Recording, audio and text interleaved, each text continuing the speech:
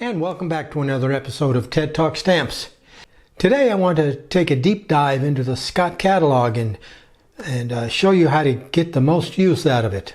I know it seems straightforward enough, but you might be surprised at how many people I see on stamp forums that bring up a question, and they obviously have a Scott Catalogue, but they're oblivious to the fact that the answer to the question they're asking is right there in their catalog. So many collectors don't seem to be aware that they can use their catalog for anything more than looking up their stamp values. And they don't seem to be aware that the Scott Catalogue contains a crash course in the fundamentals of philately. So in this episode, I'm going to take you through each section page by page and just show you all the information available to you. I'm using my digital version of the 2024 Worldwide Classic Specialized, but I'll have all the text pixelated so I don't run into any copyright issues. So we'll start here.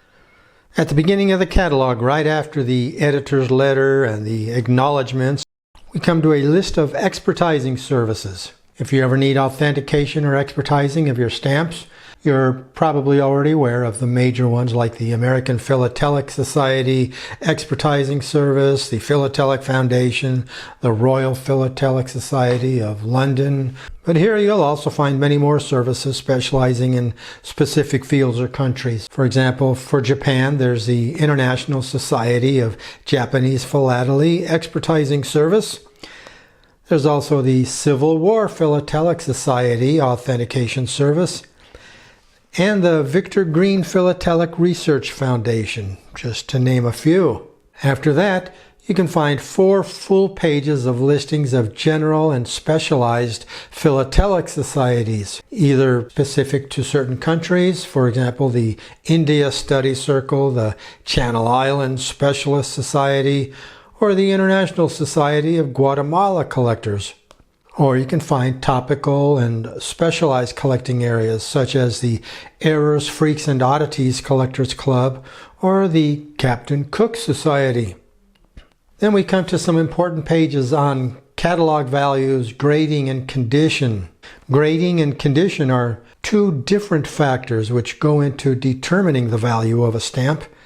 Grading refers only to centering, while condition refers to everything else that can either enhance the value of a stamp, such as extra wide margins or exceptionally fresh color, or which detract from the value, such as loss of gum, pulled perfs, or any number of other faults or conditions that detract from the eye appeal of the stamp.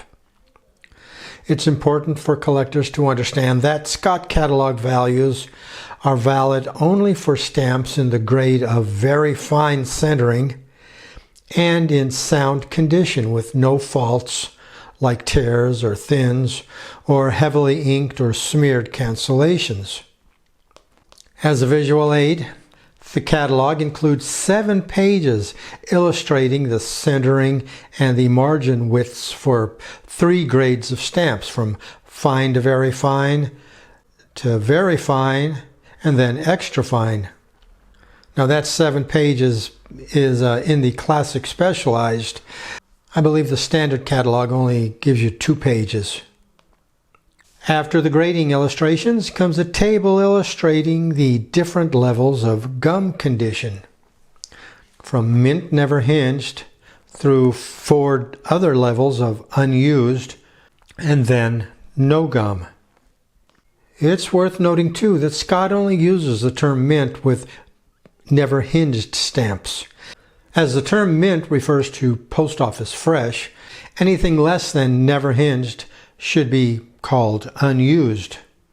Next comes a section on the valuation of stamps on cover.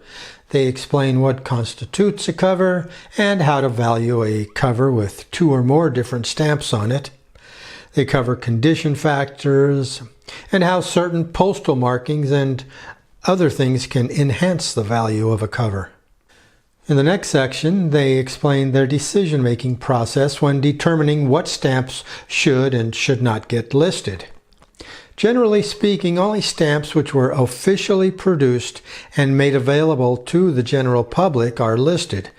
Some countries, for example China, produce special stamps distributed only to customers of their new issue subscription service.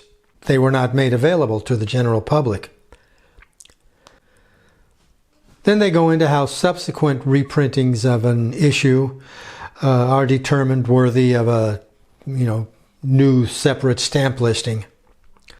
Then we come to a section explaining how to understand the listings in the catalog. This is pretty straightforward, with the collector mainly needing to remember that the value refers only to sound, faultless stamps with very fine centering. Anything less than sound, very fine, and the value drops significantly. Then comes a couple of pages explaining the letters and prefixes you'll find in the descriptions of the stamp listings. Now we come to the mini encyclopedia of philately. This first section covers the types of paper used for stamps. You have wove paper, laid paper, pelure, silk, granite, and India. Do you know what gold beater's skin is? Well, in this section you'll find out. Next is a brief section on how watermarks are created, followed by a paragraph warning of the hazards of water-soluble ink. The rest of this page and the next page cover the different types of separations, that is, perforations, roulettes, and die cuts. After that comes a tutorial on the printing process and how engraved stamps are made, as well as touching on the other major printing processes, lithography, photogravure, and typography.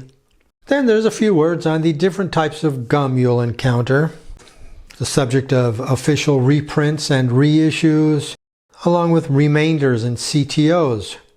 CTO stands for cancel to order, meaning the stamp did not go through the postal system, but it was canceled while it was still in sheet form, either to void excess stock that's no longer valid for postage, or to create a supply of stamps to sell in bulk at a discount to stamp wholesalers who use them to make up cheap stamp packets. Then finally there's a word about Cinderellas, which are labels that look like stamps but have no legal postal validity. Speaking of no legal postal validity, a whole page is spent talking about fakes, forgeries, and counterfeits, something all collectors need to be familiar with. And then related to that is the subject of restoration and repairs. While there are some valid reasons for performing restoration and repair work on rare stamps, problems can arise when this type of work is done with the intent to deceive a buyer into believing that the stamp is in better condition than it actually is. This section ends with a brief look at some philatelic terms. Now these are just terms with a direct bearing on the catalog listings, such as coil stamp, pre-cancel, surcharge. It's not meant to be a comprehensive glossary of all philatelic terms. Next we come to a section showing the various watermarks used on British colonial stamps. They're all illustrated here at the front of the catalog to save space, so that this section doesn't have to be reprinted continuously at the beginning of each British colony listing. Instead, the individual listings will just simply refer to watermark number 1, watermark number 2, etc. And you just flip to this front part of the catalog to find the corresponding illustration for that watermark. Likewise, because many British colonial issues used the same dies called key plates, which are just dies of the major design, but with the colony name left off. As with the watermark, all the information for the various die types is gathered in this one place. So as you can see, there's plenty of information that I've covered, and I'm not done yet. This next section talks about identifying the stamps of British colonies that used the stamps of Great Britain before they had their own stamps. Identifying these used stamps requires knowing which postmarks to look for, which contain either the name of the colonial post office or a numeral corresponding to such post offices. Then the next page gives a full listing of all of the British Commonwealth nations. So if you're a British Commonwealth collector, you'll know what you're in for. Spoiler alert, there's a bunch of them. Continuing on to the next page, you'll find a listing of all the colonial territories and other areas belonging to other parent states. So you'll find all the French colonies listed together, and all the German colonies, as well as the old German states, and so on. For Italy, also Portugal, Russia, and a few others. Now this next page is so important, it should be the first page a collector turns to after receiving their catalog. It's called Additions, Deletions, and Changes. This shows all the Scott numbering changes in the catalog that were made to stamps this year. Last year's catalog number is given on the left side of the column, while the new number appears on the right side. Now, why do they make these numbering changes in the catalog? Well, when they make additions, that means they're making a new catalog number. Usually that consists of just adding a suffix a small a, b, c, etc. to a existing major catalog number. And that can happen when a new color variety is discovered, or there was a color variety that was just previously considered to be, say, a darker shade that has faded, but now they realize or have determined that that was actually a separate printing with that color of ink. Or another example is that some stamps, let's take La La Land number 100, and it's shown to come in either perf 12.5 or perf 13.5. They don't make any differentiation. Later, the editors decide that, well, the perf 13.5 stamp deserves to be broken out into a separate listing of its own. So then in the next edition, La La Land number 100, perf 12.5 will still be listed as number 100, but the perf 13.5 variety will get its own separate listing as number 100A. And for similar reasons with the color varieties, some stamp listings can be deleted, where maybe they determine that a color variety is actually just another listing that has been faded and it's not a separate ink printing. Or maybe they determine that a stamp that's been listed isn't actually a legally valid stamp that was made available, so they delete it from the listings. Who knows? Anyways, it's important to go over these additions and deletions and changes so you're up to date on the latest Scott Catalog numbers. Changes in the numbering system can happen. Sometimes there will be two varieties listed. Let's go back to La La Land number 100 and 100A. 100 is 12.5 perf and 100A is 13.5 perf.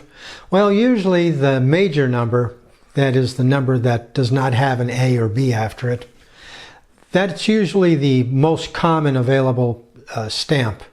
But let's say they discover that the 100A perf 13.5 is actually far more common than the number 100 12.5 perf. So just for consistency in their listing practices, they may make the 13.5 perf number 100 and the scarcer 12.5 perf variety 100A. Moving along in the catalog now, we come to this section which lists all of the common design types. Common design types are ones where many countries, along with their colonies, would on occasion issue identical sets of stamps commemorating a special event or an anniversary. These are called omnibus issues, where there's one design that's issued by many different countries or colonies. So this section shows, grouped by parent state, all of the stamps by Scott Catalogue number for each of these omnibus issues. So here, for example, for the King George V Silver Jubilee, you can find this big old list of all the colonies that issued a set for that design, along with their Scott Catalogue numbers. This is a very handy feature for finding all of the Scott issues for a particular omnibus issue. Now we come to another section that comes in handy. This is the illustrated identifier. So here you'll find many stamps that don't have obvious country identification marks. For example, the older stamps of Asian countries can be difficult to ascertain whether they're from Japan, Korea, China, or Manchukuo, or wherever. So this section gives you sample stamps with which you can, match up certain design elements to try to identify which country they're from. And they'll also give you clues for what to look for in certain countries to be able to identify them. Now, in the standard catalog, it's not in the specialized worldwide, but the standard catalog for the United States, right after the regular stamp listings and just before the semi-postals and airmails and other back of the book, you can find an index of the catalog numbers for all of the commemorative stamps that have been issued. So you just look for the name of the person, place, or thing featured in the design, and you'll find the Scott number for it. Scott also includes a similar index of commemorative stamps for France. Right now, I'm not aware of any other countries for which they have created a commemorative index. So there you have it, all the features that are included in the Scott Catalog that go beyond simply looking up the catalog number and the value of the stamp. All this extra information is guaranteed to broaden your philatelic knowledge and make you a better stamp collector. In the next episode, I'll have part 2 of this Scott Catalog breakdown, where I will take a detailed look at the stamp listing and show you what information can be gleaned from them, also besides just the value, and show you some of the things you have to look out for in looking up the values. So I'll hope you'll join me for that. And until then, this is Ted the Talking Stamp Collector, wishing you all happy stamping.